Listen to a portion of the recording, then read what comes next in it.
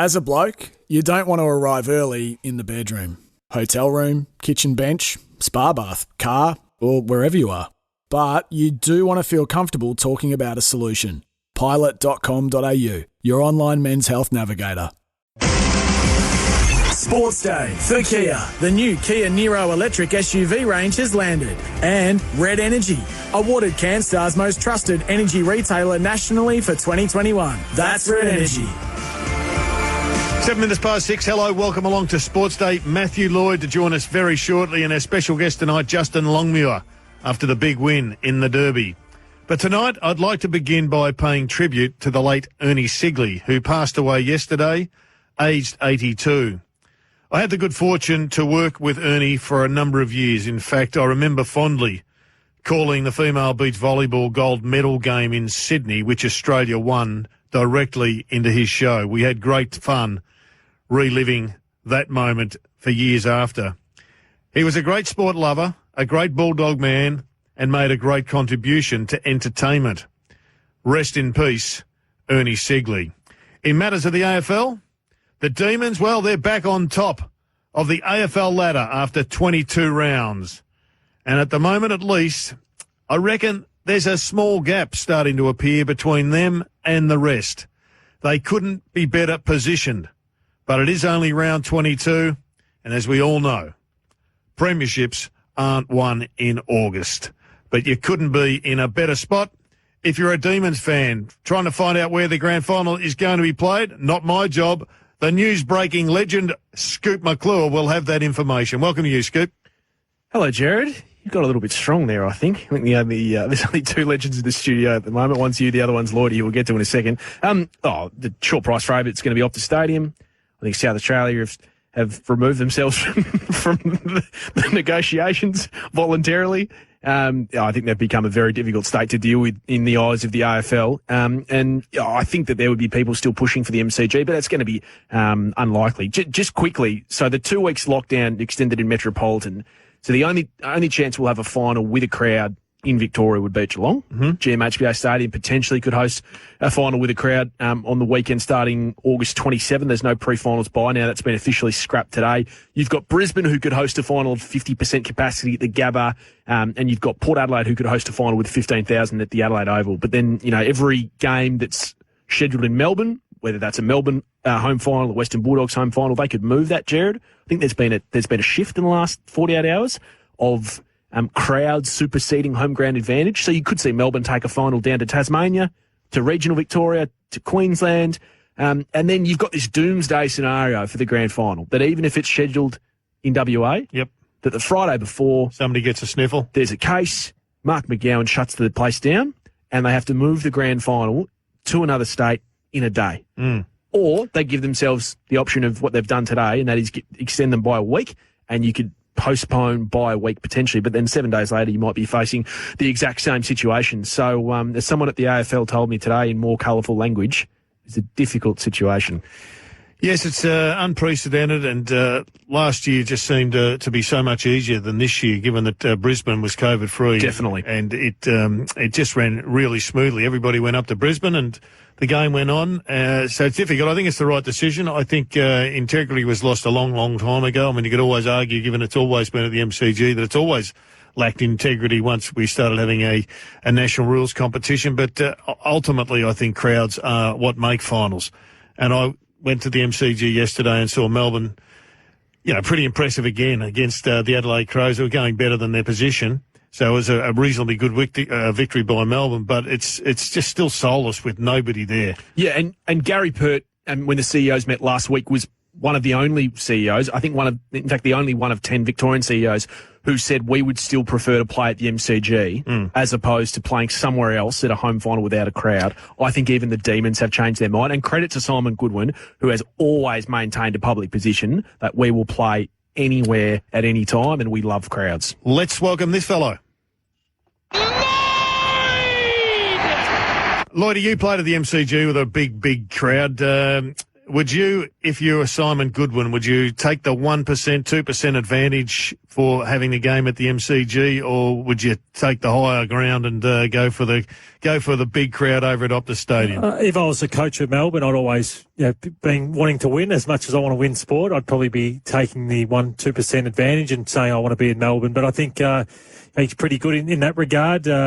It's amazing his position. This time last year, his job was under threat, probably 6 weeks earlier, about round 15. His job was under scrutiny. They finished really well, but it is amazing how quickly it has turned around.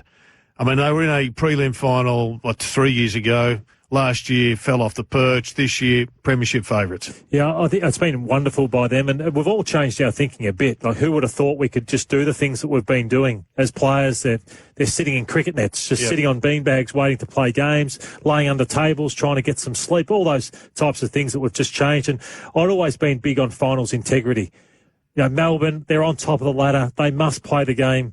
They've earned the right 23 weeks now, to me, seeing what you had to call yesterday to then hours later watching that game in Perth in front of a packed house. It's all got to be about the atmosphere and the crowds and generating some money back in our game. Why is integrity not an issue? And I'm not sure it is an issue. I haven't heard anybody object too greatly. I mean, I feel for Melbourne supporters who may not see their plot there or may not have the capacity to go to the MCG. But ultimately over in America, there's never any question about integrity of a final. They auction off their grand final site and everyone just turns up and plays. The interesting thing with this too is now, Jared, with West Coast and Fremantle unlikely to play finals, I think that helps this a fair bit too, because prelims, grand final, Optus Stadium, it's neutral territory for both teams. So I think that's an advantage with those two sides likely to miss now. Do you agree that Melbourne look to have put a bit of distance between them and the rest? And who would you have second favourite? Well, second favourite's probably Port Adelaide, the way they're playing at the moment. But I've sort of been going through injuries and looking at whose best side has got someone out, going through it. And I look at Geelong. I've got Atkins at being their best 22, Mitch Duncan, Brian Myers, Gary Rowan, Zach Tui, Tom Stewart. I get to Port Adelaide. I don't have Motlop. And I don't have Hamish Hartlett. You don't? No, I think what they've got there, I'd take ahead of those guys. Well, Motlop and Power Pepper were both emergencies on the weekend, weren't they? Motlop's coming back from an injury, though. Yeah, but it shows the depth of their team. And then Melbourne, obviously, they rested Stephen May. Yep. Tom McDonald comes in. So Tomlinson's probably the only one. The only one. So they're in a great position in that regard. And I was questioning the forward setup a month or so ago, but they look across a whole season, 16 wins, 4 losses, a draw. Yeah, they've had a few issues forward at times and things like that, but you can have your lulls, but now they look like they're coming up nice and strong for the finals. Jared, Lloydie, what do we make of the Bulldogs? How much should Bulldogs fans be concerned about what happened against Hawthorn?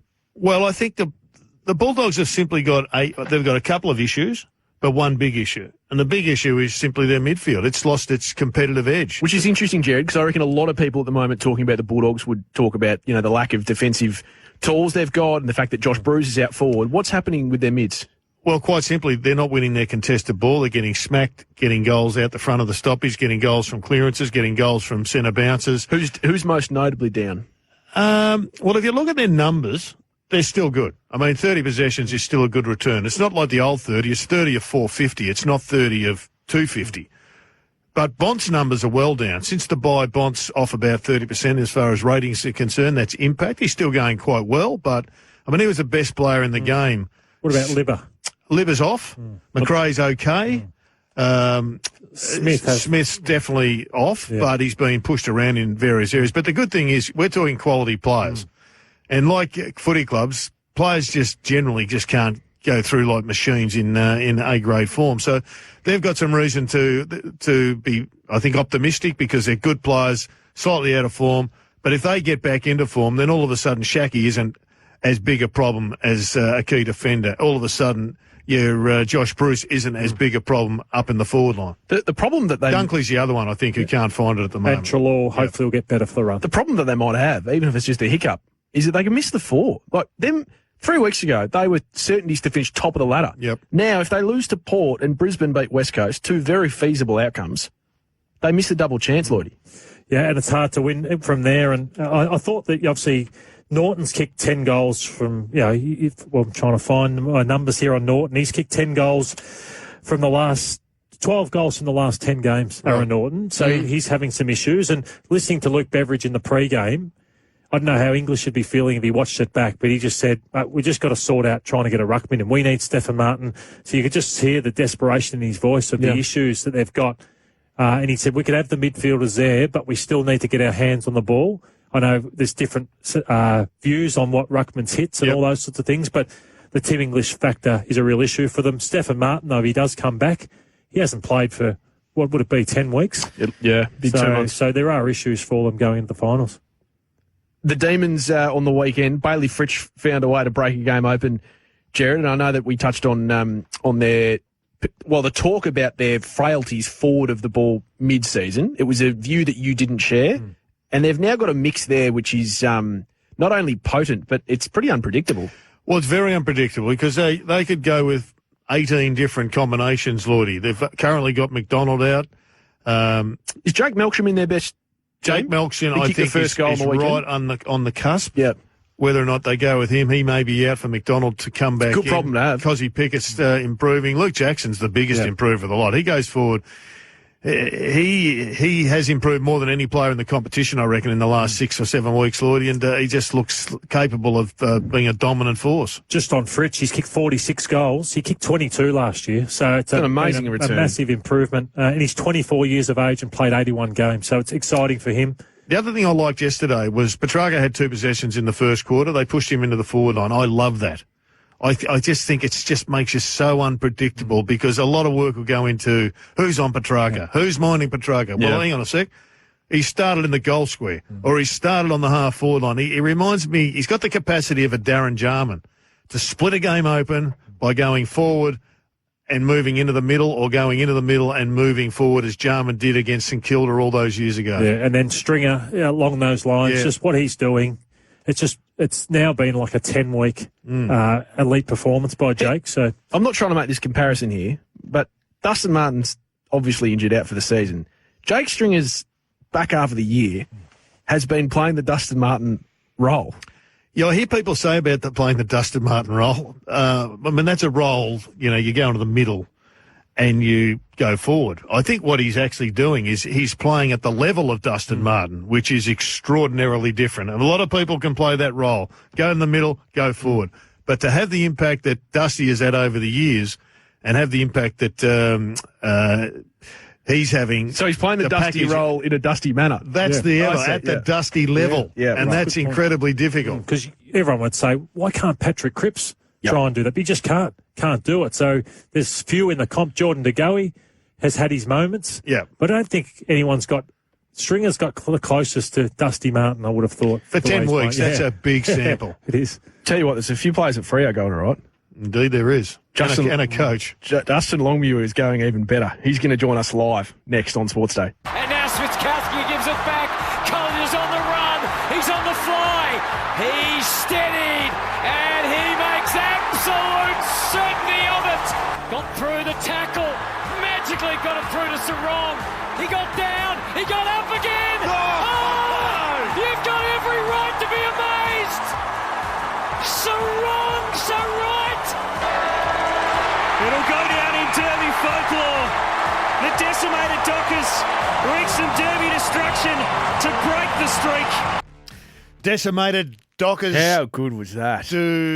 Decimated Dockers do Derby destruction. Adam Pat and Anthony Hudson out there, absolute finest on Fox. The 4 Ds, it was a great game to watch and it was a magnificent last 10 minutes. Justin Longmuir had... Hey, Jared, just before you get to Justin, how far was Adam Cherry out of bounds? Was it 1 metre or 2 metres? History will show, Scoop, that he was well and truly inside the line. Justin Longmuir joins us. Welcome to you, Justin. Have you coached a better win? G'day, lads. I was definitely right up there as a coach. I don't think you sit there and rank your wins in order, but yeah, that one was pretty pleasing. We were pretty undermanned, and they were coming at us really hard, and I thought we showed a lot of spirit to hang on in that last quarter. I reckon most Fremantle supporters think it was your best win as coach. You did look as if you were about to throw away an amazing victory, and all of a sudden one of your youngsters, Sarong, produced one of the classic goals of the year. Yeah, you're right. I was definitely getting a little bit twitchy in the box. They were coming, and their stars were well and truly having an influence on the game, especially that second half. And we just found something. I mean, the Kennedy kicked that snap to make it 6 points, and I thought we showed really good hunt and composure in the contest, and that was probably most highlighted by Caleb's goal. I mean, that was repeat contested efforts, and he managed to make something out of nothing, and that just topped off what was a really good individual performance by him. Justin, when Kennedy kicks a goal like that, and even just before the Collier goal, I thought they're coming hard here, the West Coast. There's still a lot of time left in the game. From the coach's box, are you trying to shift a magnet? Are you trying to shift momentum? Or is it just you're left to the players for everything you've trained for to try and weather the storm a little bit? What are you thinking at that point? Yeah, you've just got to trust the players largely in that situation. There was a couple of things in that last quarter we tried to do from the coach's box, but I think they had minimal impact. Little things like trying to get Bewley on gas wing late in the game because he had plenty of run, but really it was left to the players just to remain on task and stay connected and execute at the end. And I think that was the most pleasing thing. Lloydie, they looked like they were up for it, and as I said before, they just reasserted themselves on the contest and brought really good pressure, and that was mainly led through the midfield. So I thought it was a great way for a young team to finish the game off.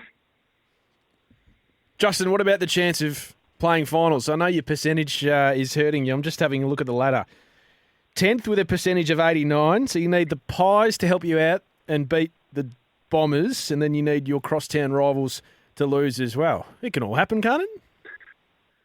Oh, it can. There's been a lot of distractions going on late in the season, and a lot of things that can drag you off what you need to do to perform on the weekend. So we just need to look after our own backyard and have a really good week and prepare for St Kilda and get the job done and cross our fingers and toes, and hopefully the other results go our way. I know Lloydie here in the studio with me has talked about, another team like Essendon, whether it's right time, Lloydie, or too soon in their development to play finals. And I guess Freo could be in a similar position. I'm just wondering from your perspective, Justin, of course you want to play finals, but what does that, whether you play finals or not, it's not going to hurt your development. Would you prefer to play as many finals as you can with as young a group as you've got, or sometimes getting close and just missing out's not the worst thing going into a new year? I'd like to win and play finals. Every team in the comp wants to play in September, and the more of these experiences we can get into our young group to fast track them, I think the better. So, it's sort of like a mini final on the weekend. It's another mini final this week. And How we handle these situations is going to set us up well into the future. Hey, Justin, have you demanded an answer yet from Adam Cerra? No, I haven't. I've had plenty of talks to him along the way, and he tried to get an answer out of him in a subtle way, but he's a good bit of a poker player and doesn't give much away. And I seriously think he's just weighing it up. He'll weigh it up at the end of the year. And that's coming around really quickly. So hopefully we don't have to wait too much longer. Do you feel like you have to sell something to him? Because games like yesterday, we probably wouldn't have to sell much. Bottom line is, Justin, whatever you're selling, everyone else is buying. He's got some really close mates and really close mates in the midfield in Brayshaw and Sarong, and they've played a lot of footy together and come through together, and they live in each other's back pockets. So I don't think there's too much more we can do as a footy club. I think the weekend's result and a couple of weeks ago against Richmond shows the path that we're on, and he's most welcome to be involved in that. The team that he speculated to choosing between Freo and Carlton and coached by one of your old friends, David Teague. I think you were actually close to, correct me if I'm wrong, Justin, when you're leaving Collingwood to being a senior assistant at Carlton. How have you viewed what's gone on there and the treatment of David Teague going into this review? Oh, yeah, it's a tough one for me to answer. Obviously, David's a mate of mine, and my only stake in that, or in it, is my friendship with him. So, I don't think it's gone overly well for him. I don't think he's been given a fair go, to be honest. But yeah, I'm looking at it from the side of friendship. And that's probably the only side I can take. I see a young coach in his second year. That's giving it his all. So I've tried to support him along the way, and I'll continue to do that. So you've reached out to him? Yeah, absolutely. Yeah, we talk regularly, and we support each other through all situations, and we'll continue to do that. Now, the reports last night, Justin, were that you are trying to move the game against the Saints to Tassie to avoid a quarantine on the return to Perth. Is that unfolding, or has that reached a dead end? To be honest, I haven't heard anything, Jared. That would be an ideal situation for us.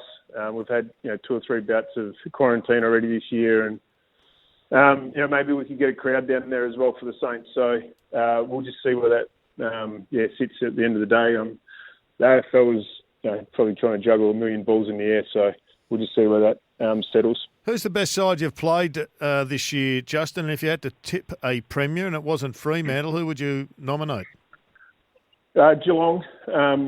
They've had a few injuries lately, but they're just such a mature, experienced side. And we played Brisbane a couple of weeks ago, and they were similar. They both taught us a lesson in the contest, and really physical. And I just think Brisbane in particular hitting their peak at the right time, and they're pretty balanced all over the field. So I'd say one of those two sides.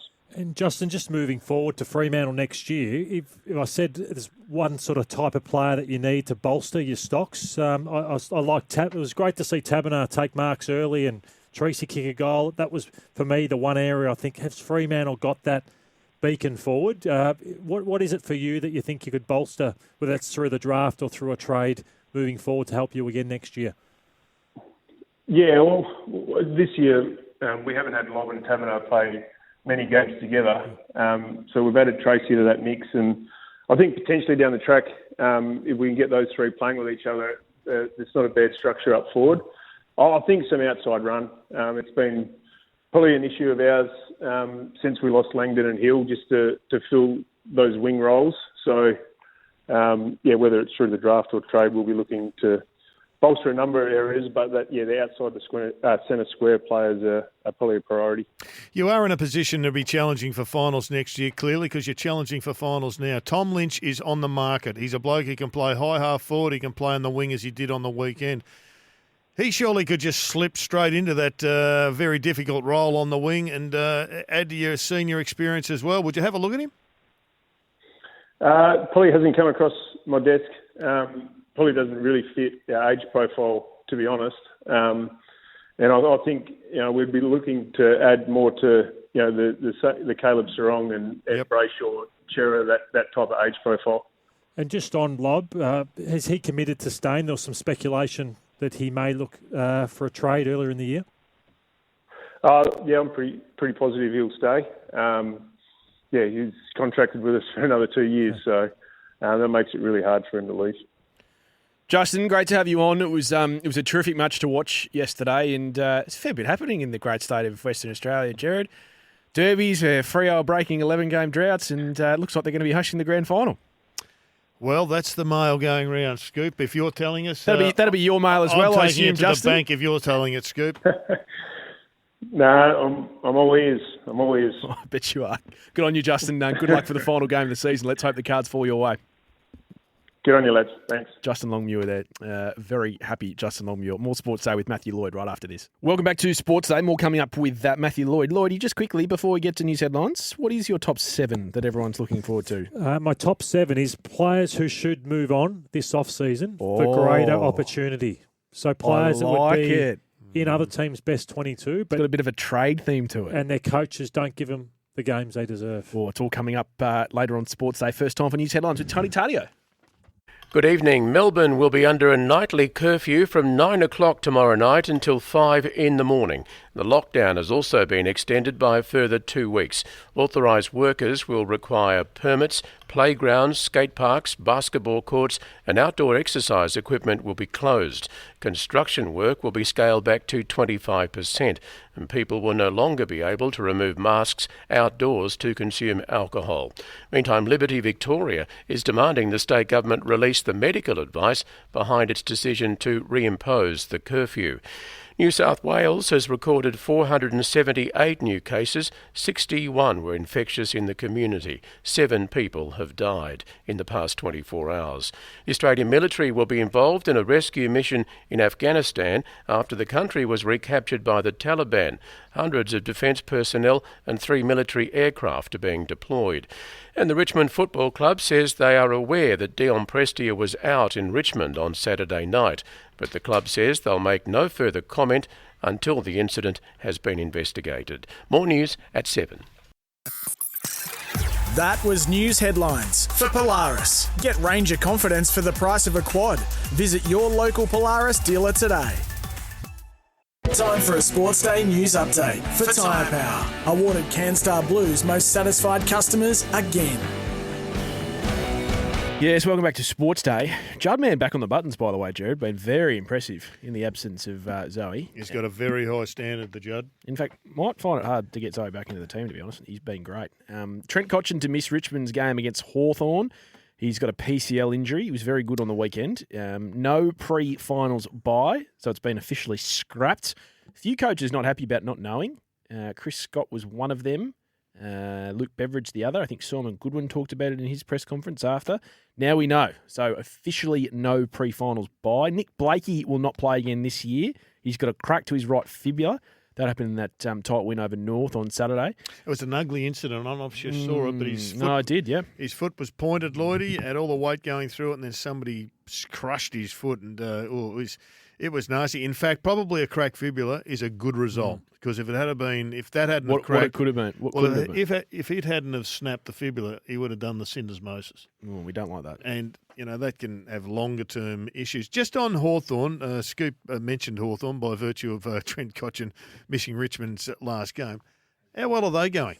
Really well, Jared, and not as dark clouds as a lot of people thought. No, so good kids. They're top enders, like Wingard's playing the best footy he's ever played. Mitchell, O'Meara didn't play on the weekend, so yeah, a lot to like. And then Kazitsky and Mitch Lewis, who were taken at 50s and 70s, are both showing a lot too. And Tim O'Brien had his best game as well. And Roger Federer announcing on Instagram that he will miss the US Open and many months after undergoing knee surgery. It's how people are breaking things now on Instagram. In fact, I think... How old's Roger?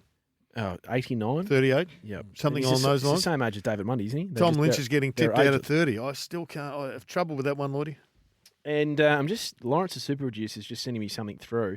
It looks like the great Eddie Betts has also just announced his retirement. Thank you, Carlton and Adelaide. This is what happens in live radio. To Anna and the kids, looking forward to seeing you all on the next ride. I think that is Eddie's retirement. His 350th game on the weekend, it will be. And what a great career. His last. Unbelievable career. Yep. He'll go down as one of the greatest small forwards that the game's seen. Who is the greatest? Small forward? Let's have a break. Yeah. We'll give it some consideration. I think Lee Matthews may be a chance, even though he kicked 900. Probably Cyril. He didn't have the longevity of Edward. Milne Stephen Milne is very good. It's a great conversation to be in. And one of the greatest Indigenous players that the game has ever seen, joining the likes of Adam Goods and Andrew McLeod. Anyway, KB was pretty good. KB was pretty good. We'll read the full Instagram message from Eddie, and we'll be back with Matthew Lloyd after this. Matthew Lloyd for Macca's. It's Macca's 50th birthday. Try their classic double burgers. Oh, look, I think the speculation around it all is probably been intensified. In terms, when I took over, I think we'd won 4 of 44. Now we're 21 of that 48. And in terms of progression, I think that's probably normal. Would we love to have won more? Yes. Would we love to have been a little bit more consistent throughout games and in different areas? Yes. But it's a learning curve. It's a journey, and we're on that. And I've said all along, I'm really comfortable where it's going. Look, it's challenging now. To perform at your best, you need a psychologically safe environment. And right now, that's a challenge for us with everything going on. Welcome back to Sports Day. Here for Red Energy and the new Kia Niro. Jared Healy and Matthew Lloyd. Hey, boys, what did you make of that? That was 2 days before they got beaten by Port Adelaide, talking about not being in a psychologically safe state. It pricked my ears when I heard that. I understand what he's saying because I think they've all, since round 10, not known whether they're coming or they're going. And that's. Do you think that's because of the review? The review, yeah. Yep. And I think it's dragged on too long. Okay. Round 10 to round, 23, that's 13 weeks of probably being interviewed and not really knowing whether you're going to, and you're hearing stuff through the papers, press, and not really knowing whether you're coming or going, and every day reading, okay, David Teague's going to lose your job. Yep. They've been in a tough position. Yeah, it certainly hasn't been a stable environment without question. You asked me about the small forwards, and you can't just judge a small forward by goals alone, because these days there's handball assists, there's all manner of tackling, etc. But purely from a goal kicking perspective, KB 778. Now he would have had 1,000 possessions as well every year as well. 778 goals, 781 behinds. Eddie Betts 638 goals, 342 behinds. Milne 574 goals, 324 behinds. Lethal Lee 915 goals, 724 behinds.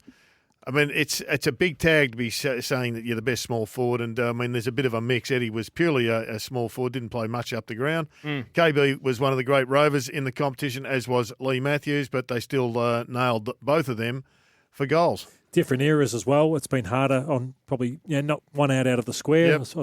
Yep. But Betts and Milne, done it really, really well. Betts obviously tapered off in his last few years, but his time at Adelaide, he's a freak. What a player he was. He was just like Modra. You just turn up to see him play. Yeah. It was 2010 and 11 when he really announced himself, I reckon, at Carlton as the player that he was.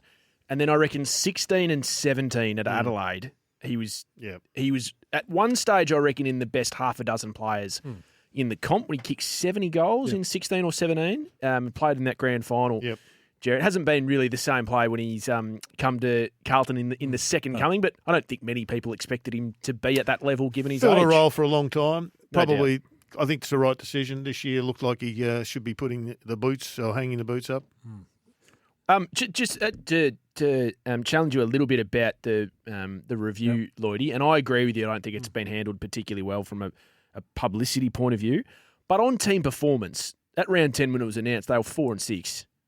Since the review, they're also 4 and 6 or 4 and 7, whatever it is. So it actually hasn't impacted on wins in the same way. It's not as though the team has fallen off a cliff win-loss wise since the review. They've stayed pretty much the same way. Could they have been better though?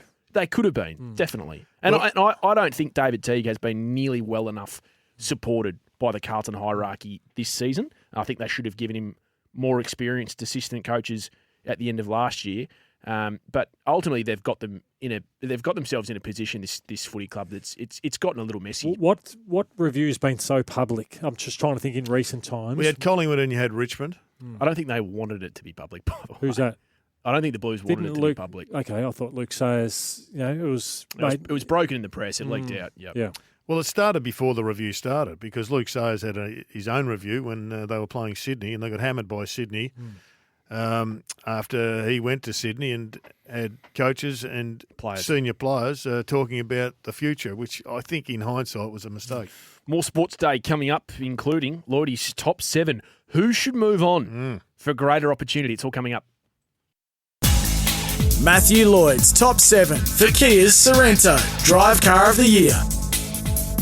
Yeah, it's gotten so big as the top 7 that Lloydie is now very confident, Jared, that it's bigger than Yes No Richo. I'm not saying it is. I've had people texting in the ad break hoping that they're on and demanding that they be on because they want their managers aren't doing a good enough job. Lloydie's about to put them on the map. I have people texting me on the weekend saying this would be a good idea for Lloydie's top 7. Right.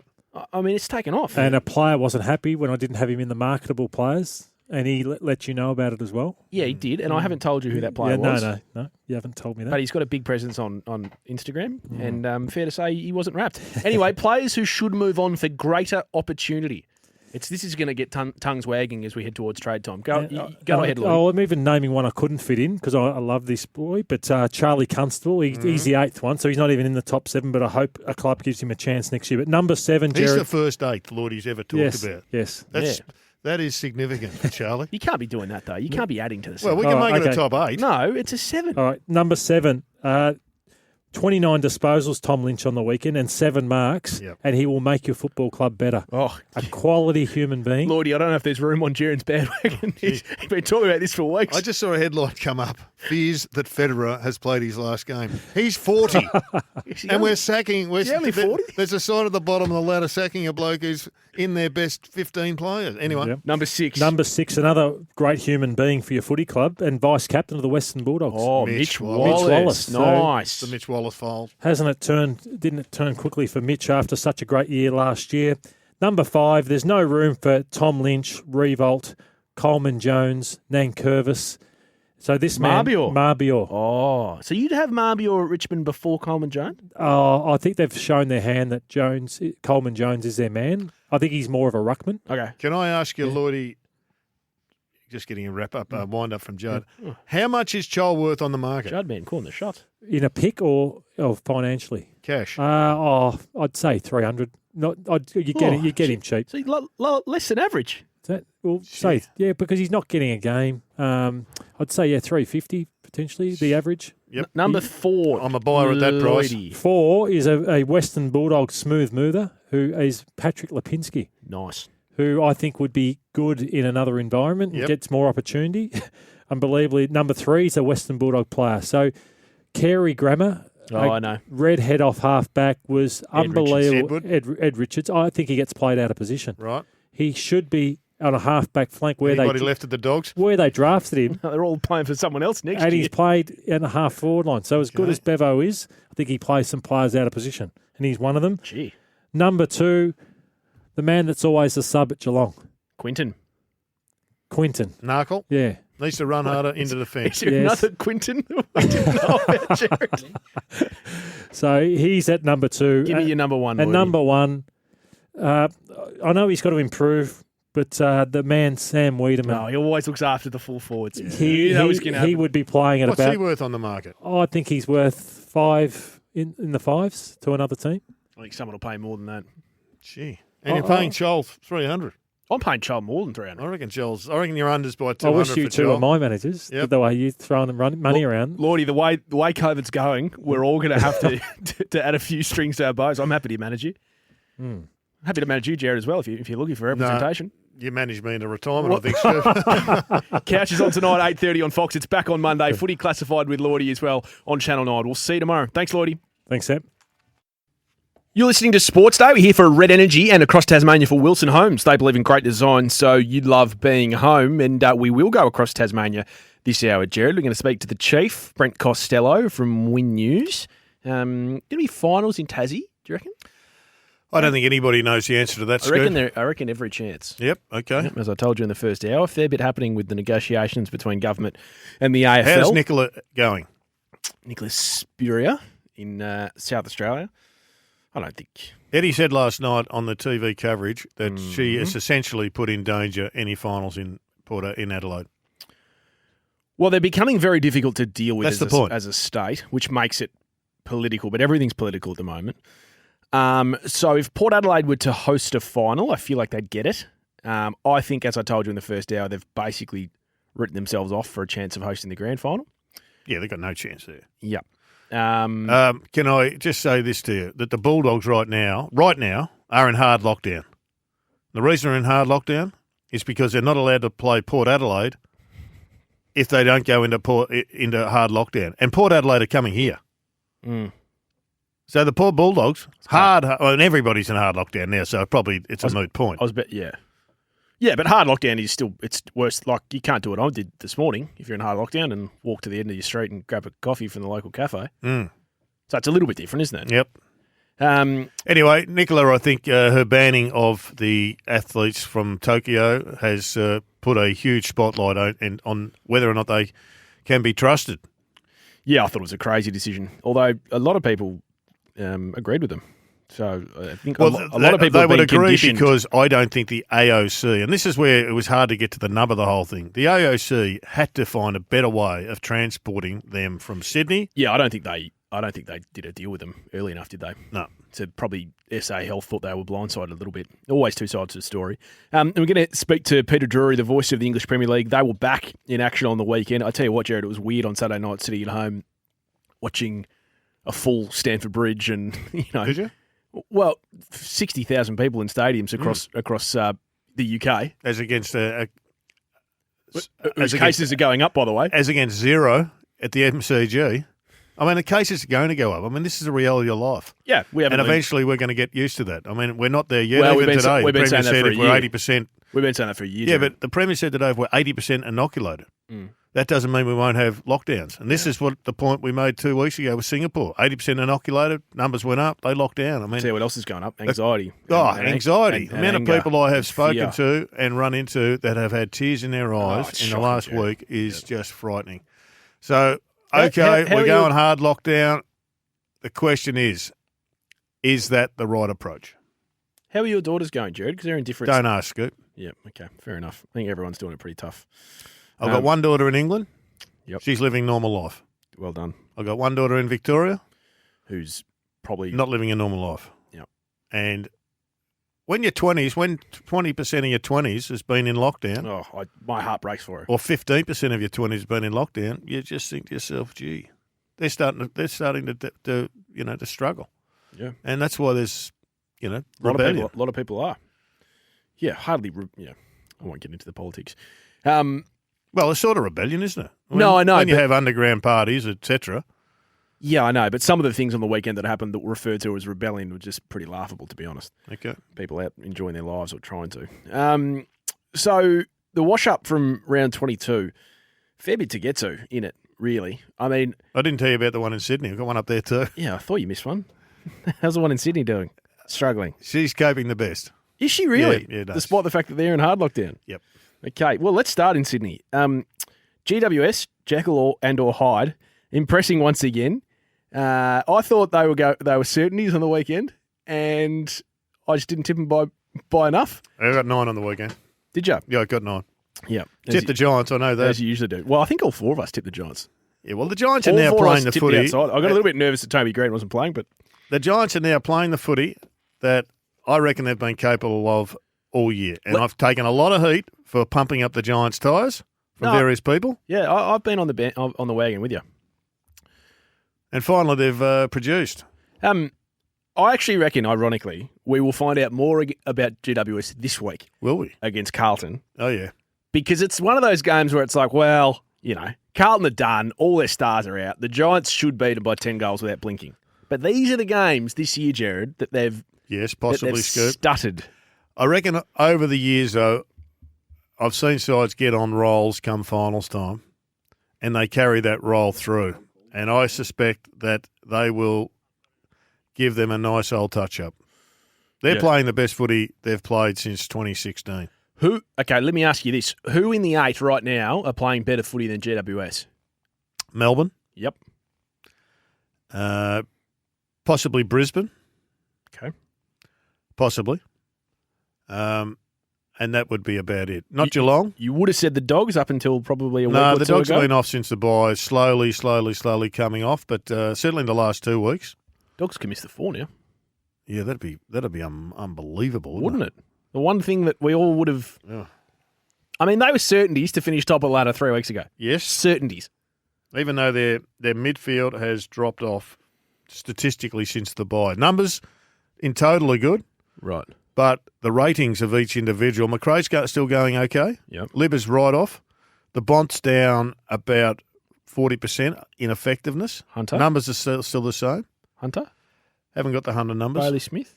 Smith off, Down but been a thrown bit. around a fair bit. Yeah, he's Dunkley can't find the footy since his return.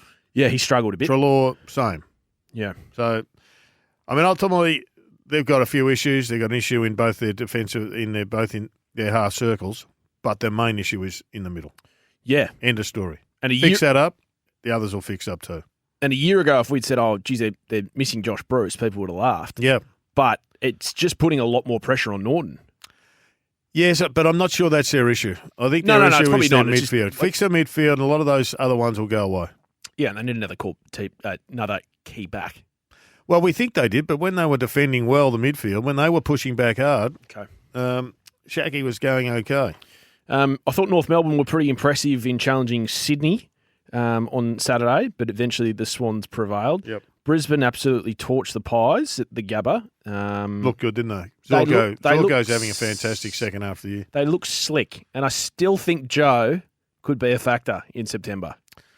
Well, it's going to get an opportunity. Yep, and I like that. And the Blues were as bad as anyone has been. Yeah, the Blues were on when I was doing a game, the last and I two and a didn't half see quarters. the Blues debacle. Yeah, it's so I'm not trying to be a smart aleck here at all. In fact, I'm trying to be the opposite. But I watched that, Jared, thinking that game of footy symbolised so much about Carlton under David Teague, and that is their best looks bloody good. You know, they look slick and they look actually quite powerful when they go forward. But as what happens in all games of footy, eventually your momentum gets halted Yep. and the oppo get a chance. Yep. Now, the good teams fight that momentum and they hold them. Yep. The Blues don't have that The defensive capability structure, to say, oh, hang on, Port Adelaide have just kicked 2 on us in 2 minutes. Yep. Let's hold back. Let's move a couple of things and let's stop the rot.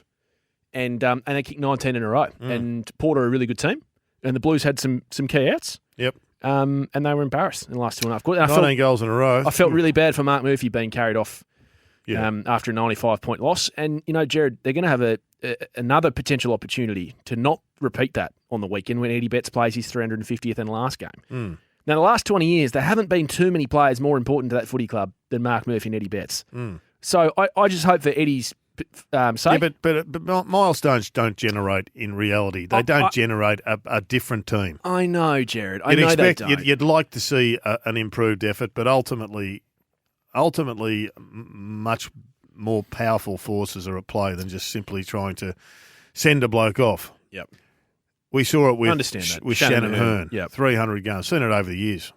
Yep. No, I know that. I was just speaking as someone that's watched them pretty closely over the time. And the Dockers, well, it was a pretty famous win. Oh, it was a great win, wasn't in it? the Derby yesterday. It was, And you wouldn't believe it? And Hutto's call of that Sarong goal was, I meant to text him today, it was very unsurprising because I rate Hutto as a caller, as you know, but it was just, it captured the moment perfectly for me. Yeah, no, Hutto's. There's no better caller in the land than Hutto. And Adam Papali'i, I think, I've always thought on radio for 6PR has been a great caller. Okay. And I thought he called it beautifully with Hutto. It was a very good game. It was a great game. I actually watched it on my iPhone. Did you? Yes. I thought Fox covered the game really well. Yeah, well, that's good. That's good news. Adam Chera was about 7 feet out of bounds before Yes, he got was. into Sarong. But far be it for me as a Wayne Harms fan to talk about that. But I'm feeling more comfortable about my criticism of them playing him as a Caleb tagger. as a tagger. Oh, there's never been a truer statement. They were wasting him as a tagger.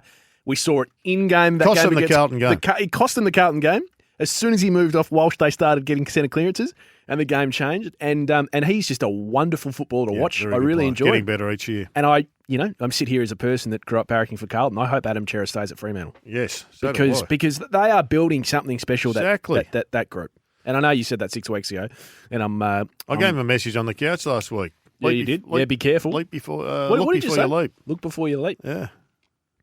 You'd want to have a pretty good reason of becoming home leaving that mob. Yeah. I mean, he's getting coin. He's getting big coin to stay. They're a top 6 team next year. Well, they're a top 6 team this year. Had they kicked as accurately as they have this weekend, what do they need? What do they need to, as in player wise, to take them to the next? They need another key forward. Fit, straight kicking Fife. Yep, and a key forward. Well, Tracy's actually starting to come through. Yeah. So, it wouldn't surprise me if they went for Tom Lynch from Adelaide.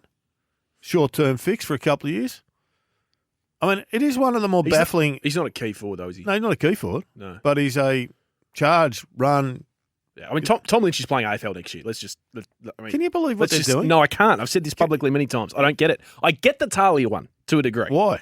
Well, because I think that Matthew Nix has decided that Daniel Talia is a very good one-on-one defender. Yeah. He's not a great kick.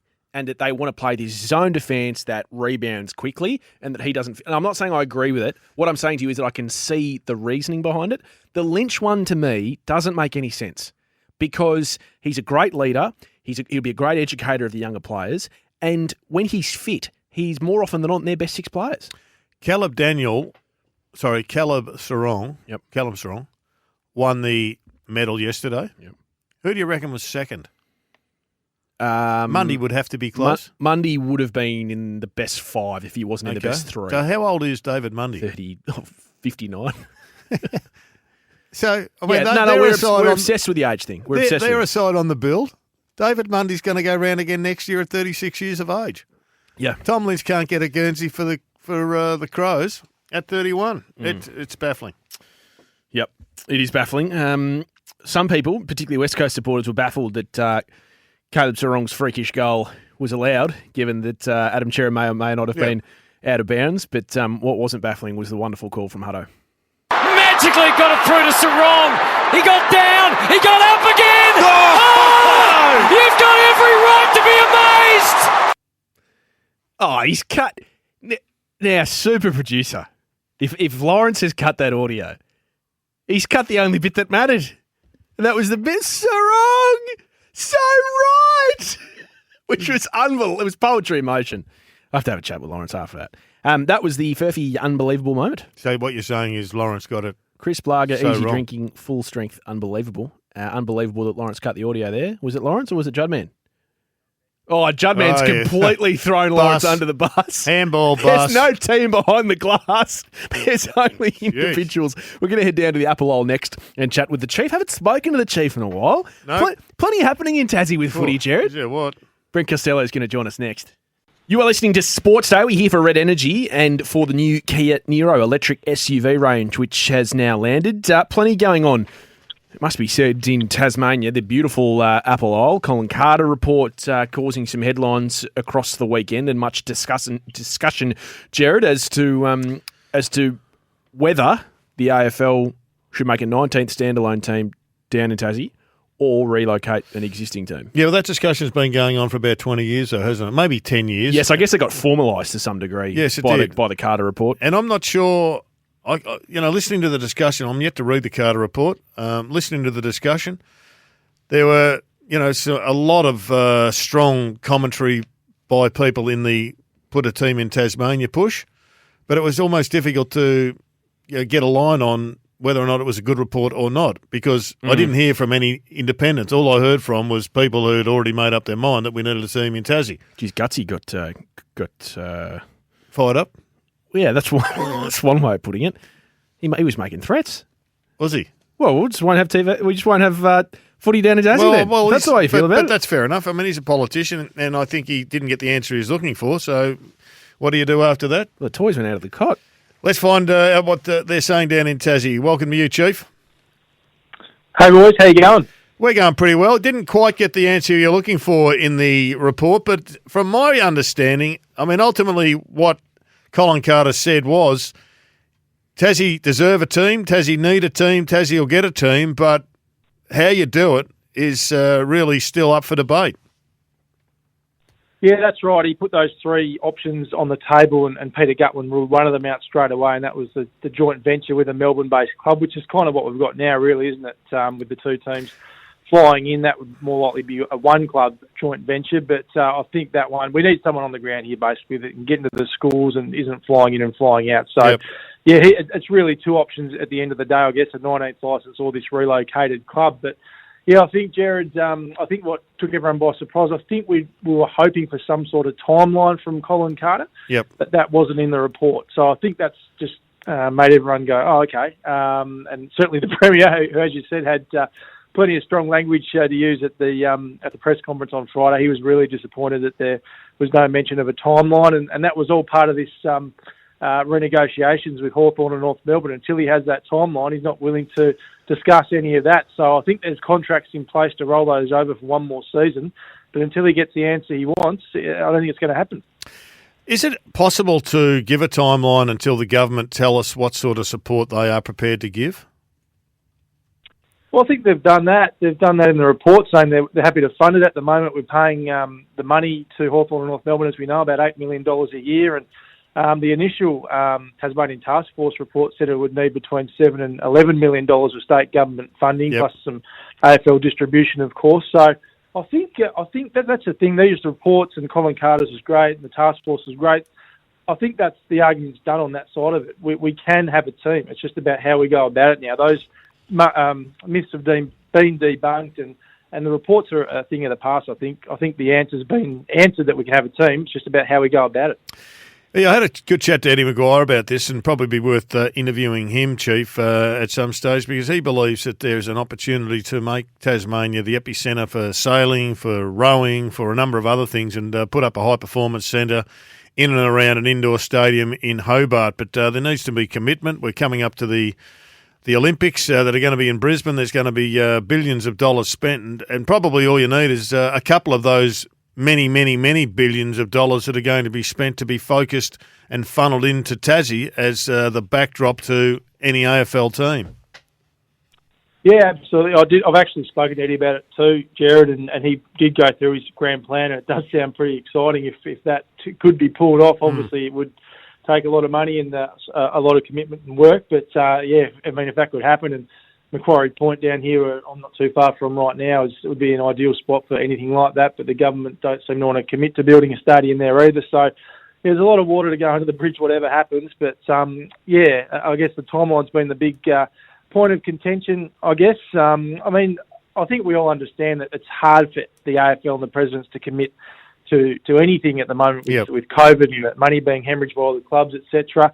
And Colin Carter was right. If you went to the presidents now, they'd vote it down straight away. And you don't want an answer of no after all this work's been done. So I get that point. But I also wonder, could we have a longer timeline, even if it was 10 years away, and said, we'll give you this window of, you'll come into the competition between 2030 and 2035. I think that would be good enough. We've spoken about that in the past, just to give us something that we can look forward to and build towards and put the building blocks in place. I was listening to Tim Lane on the weekend, having a chat to Caro and Lee and the team, and he was very, very strong, as he's always been, to get the licence in. But, he was making this point about each game being worth $17 million, and yet Colin Carter only valued the Tasmanian games potentially around the $4 million, and he was basically poo-pooing that idea. But ultimately, Tim should know better than to think that each game is worth $17 million, because they're not. The ninth game is notionally worth $40 million, according to some people, but there's many other people that think it's worth zero.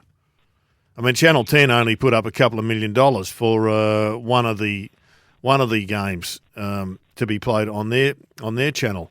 And people I know who were involved in the negotiation back when it was done, they tell you a totally different story to the one that's professed, that each game is worth, on average, $17 million. It's hard to believe that you think that Collingwood versus Essendon is of the same value to a pay-per-view organiser as the Gold Coast versus North Melbourne. Yeah, okay, that's a fair point. Yeah, I haven't caught the Tim Lane interview. I'll have to have a listen to that, but I obviously know he's pretty passionate about the and that's fine. That's fine, but you can't deny the financial facts. And Colin Carter, that's his job. He's a genius at the numbers. So I would have thought he would. I thought he was trying to paint a picture for Tasmania, but that's what I thought.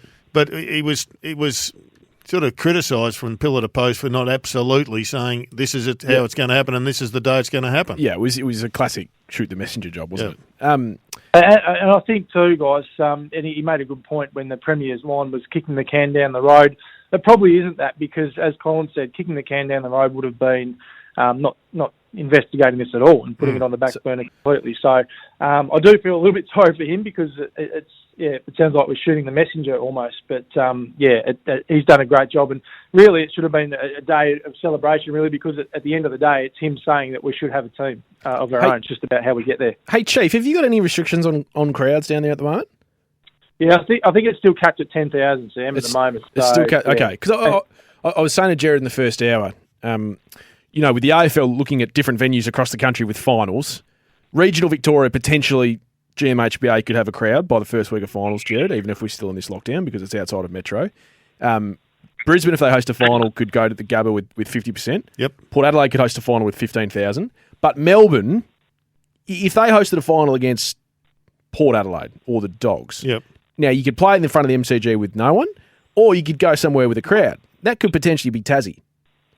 Well, it's funny you say that, Sam. I asked Gillon McLaughlin that exact question on the Zoom call on Friday, if we could potentially host a final here. His answer was, I certainly think it's possible, and I've asked the team to look at what's possible in Tasmania. So, I mean, if we can get a final down here, that would be next level for us. It would be absolutely unbelievable. And why not bring it here if you can get a crowd, yeah. Why not bring it there? I absolutely agree, but let's up the ante from 10 to 15 or even more. Well, maybe we could. Maybe that's the reason we need to get a big game here. We could potentially look at that. It'd be unbelievable. Chief, it's great to have you on. Plenty happening in Tasmania. We'll touch base soon. Sounds good, boys. Thank you. Brent Costello there, the Chief. Jared has called him the number one man in sport in Tasmania. I think we might have helped build that, but we'll... He's still not on Gutsy's roster just yet. Not yet? He doesn't need to be, though. He's got a direct line. He's got no doubt. That's more important. Yeah. The opening weekend of the Premier League is complete. We're going to chat to the global voice of the game, Peter Drury, next. Here's Sergi Canos! The first strike of the Premier League season is the sting of a killer bee! Son had a go and scored a beauty! That has fair feast into the bottom corner. It's a little gem that from Son Heung-min. Welcome back to Sports Day for Red Energy and for the new Kia Niro, and it was great to have the Premier League back. Not only, Jared, the fact that the stands were full, that sort of made us feel a little bit sick here in lockdown, but great to have the stands full, and great to hear that voice, and that the voice of Peter Drury calling it all. And he, as always, did a stellar job. Welcome to the program again, Peter. Morning, gents. Morning from me. Good evening to you. Yeah, I hope all is well. I know you have got it tough at the moment, and listen, over the last year and a half, there have been times when we've been just as jealous of you, and I'm sorry you're going through it at the moment. Yeah, we're into our 7th month of lockdown here in downtown, lockdown town Melbourne, but nevertheless, we're looking for bigger and brighter things. But I just love to know where you think it sits now that you've opened it up. Your numbers are going up, but you've got your great love of spectator sport back. Where does the public sit on whether or not you're too open versus we've got to get on with it? Listen, I'd be nervous about speaking for, quotes, the public as a whole, because as with all of these things, and I'm sure it's the same with you, there's massively split opinion on it. Yep. But I guess, like you, we're addicted to our sport, and so when the opportunity came to fill the stands, people have just gone and trusted to whatever it is we have to trust. You know, we are lucky we're a long way down the road with our vaccine program, which has been massive. And since things have opened up a bit more, or a lot more, as it happens, the numbers haven't been horrendously rising. There have been little bits and pieces, but very gladly, hospital admissions aren't so bad. Deaths, I mean, I hate to speak of deaths, these are people, you know, but deaths, the number of deaths is not so bad.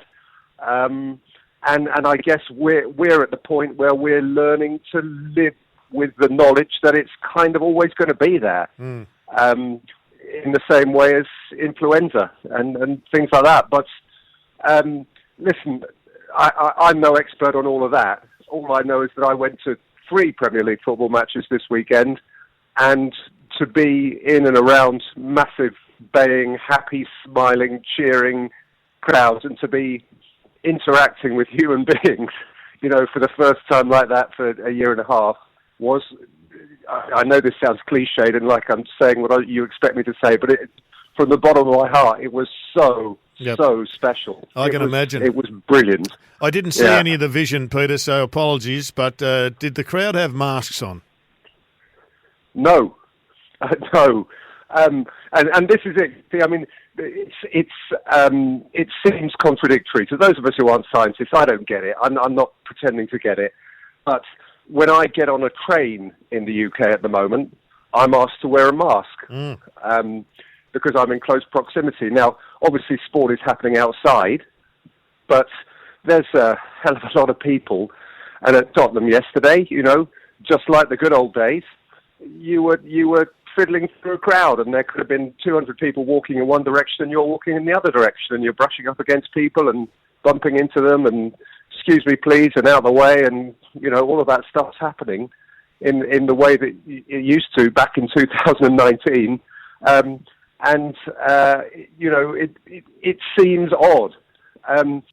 I expected to feel more nervous than I actually did, but maybe that's because I'm a naive fool. Maybe I was caught up in the moment, and I was just thrilled to be there, and maybe my head was in the sand. But if my head was in the sand, so were tens of thousands of others, I guess. Yeah, and you got to beat a pretty good game yesterday as the title holders, Man City, go down to Tottenham. So, Jared, I'm just trying to put you in context here. The England captain, Harry Kane, plays for Tottenham, their best player. He's being hunted by Manchester City, right? And it's been speculation, it's been rife for months. They played each other yesterday, and the new manager at Tottenham decided not only would he not pick Harry Kane, but he didn't even put him on the squad. He wasn't even on the bench. Bit mean. And they still beat Manchester City. Did they? 1-0. No wonder they want Harry. Is he going, Peter, or is he staying? What's your gut feel here? Listen, it's the great mystery. It was a beautiful plot yesterday, which was fun for us. I mean, quite what Manchester City and Spurs fans thought of it, I'm not sure. I think they were so conflicted.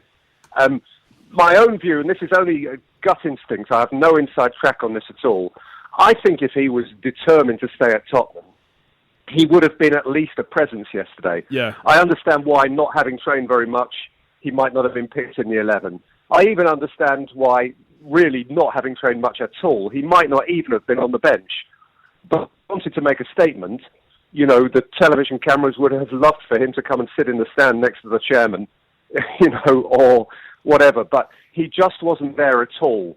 Now, this could be a complete misinterpretation. They might have taken the decision, we don't want Harry Kane's circus around this game. If he's not going to play, keep him out of the way altogether. And I get that. That makes sense. But there are plenty interpreting it as an absence which said probably he's going to move on. But listen, the transfer window is open till the end of this month, and there's no question this narrative has a little way to go. Yeah, well, it's a great story for us. It's, as you said, the word's fun. It's perfect. What did you take from the opening weekend, other than City going down? Did you think, watching Liverpool or Chelsea, that they could be a genuine threat? Yeah. No, I really did, actually. Last year we thought we had a great title race, and in the end Manchester City turned it into a procession. This year, obviously, Chelsea look as though they're going to be stronger. They brought in Lukaku, who didn't play this weekend, and it's hard to see them not competing well. Liverpool, you'd expect to beat Norwich, so we're not going to draw too much from that, but they did what they had to do, and they won well, and with Van Dijk back in the side after a year of injury, obviously they're going to be stronger. And I suppose the really interesting one for the global followers of our Premier League would be Manchester United, obviously the big global team. And they absolutely flew into it and thrashed Leeds 5-1. And obviously they have a multi-billion supporter base all over the world. And there would be massive excitement if they were to be genuinely competitive this year. Peter, as we let you go, I'm probably the soccer fan of the two of us, between Jared and I. I'm I'm a Chelsea fan. Can you pick a team for Jared to just follow this season? We're obviously not going to make it one of the top four, because then it would look like he's jumping on a bandwagon. But maybe just one team that on the weekend I can get the big improver we want, Pete. I can get Jared invested in for the season. Yeah, can I give you one? You have to whisper this, because I'm not supposed to give my allegiances. I'm absolutely neutral when I work, but I support one of the little teams who had a very happy start after just being promoted, and that's Watford. Support Watford, Jerry, because it's fun. We go up, we go down. We don't threaten anyone. We're not going to win the league, but when we have a great day, as we did on Saturday, and beat Aston Villa, it's just a very happy place to be. It's a great family club. I've brought my kids up, 3 adult boys now, through supporting Watford.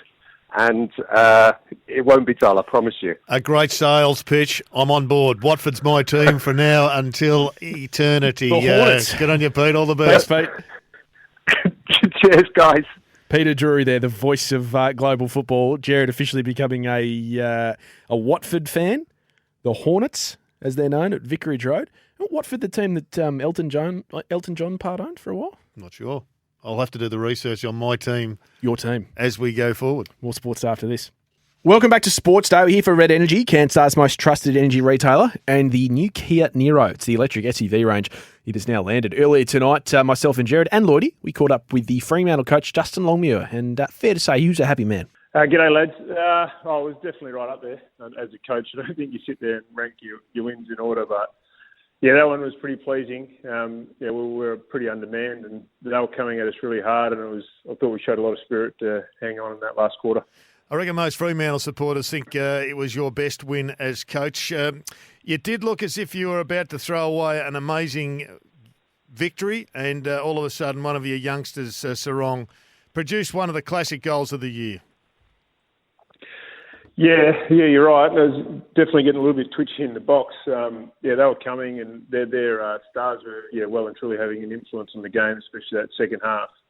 And we just found something. I mean, the Kennedy kicked that snap to make it 6 points, and I thought we showed really good hunt and composure in the contest, and that was probably most highlighted by Caleb's goal. I mean, that was repeat contested efforts, and he managed to make something out of nothing, and that just topped off what was a really good individual performance by him. Justin, when Kennedy kicks a goal like that, and even just before the Collier goal, I thought they're coming hard here, the West Coast. There's still a lot of time left in the game. From the coach's box, are you trying to shift the magnet? Are you trying to shift momentum? Or is it just you're left to the players for everything you've trained for to try and weather the storm a little bit? What are you thinking at that point? Yeah, you've just got to trust the players largely in that situation. There was a couple of things in that last quarter we tried to do from the coach's box, but I think they had minimal impact. Little things like trying to get Bewley on Gaff's wing late in the game because he had plenty of run, but really it was left to the players just to remain on task and stay connected and execute at the end. And I think that was the most pleasing thing. Lloydie, they looked like they were up for it, and as I said before, they just reasserted themselves on the contest and brought really good pressure, and that was mainly led through the midfield. So I thought it was a great way for a young team to finish the game off. Justin, what about the chance of playing finals? I know your percentage is hurting you. I'm just having a look at the ladder. 10th with a percentage of 89, so you need the Pies to help you out and beat the Bombers, and then you need your crosstown rivals to lose as well. It can all happen, can't it?